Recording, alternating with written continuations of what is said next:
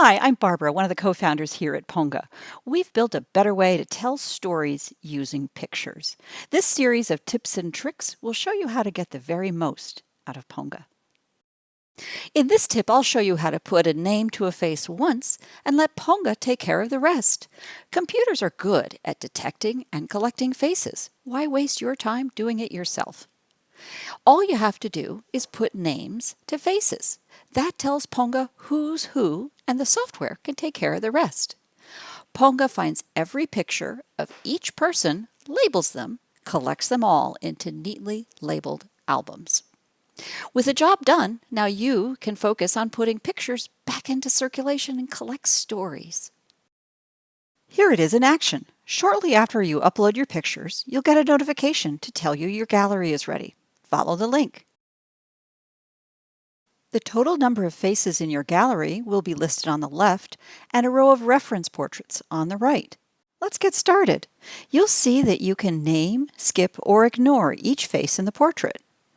The name you give will be applied as the selection label each time they appear in your pictures. Here, let me just do a few more names. If you skip a picture, it'll be right here for you in the gallery when you come back. Since Ponga will detect every face in a picture, we also give you the ability to ignore some. Perhaps you didn't get the names of the people photobombing your New Year's Eve kiss as the ball dropped in Times Square. Puh, just ignore it. We won't bother you with them again. Did you notice these type ahead suggestions? That makes it really easy to name people you've seen before. Nicknames and initials make it super easy to have unique names for each person. For now, let's just skip the rest and jump into the library. Remember, those you skip you can come back to in the gallery at any time. Here in the library, you see there is a separate album for each person named.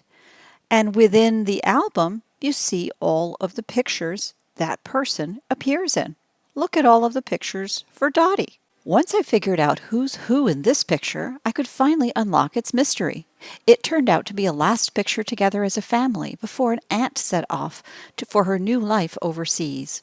Stories unravel one thread at a time. We'll pick that up in our next tip about telling stories in pictures. Thanks so much for watching. We have more tips for you. Just take a look at the sites here and follow along. Can't wait to see you next.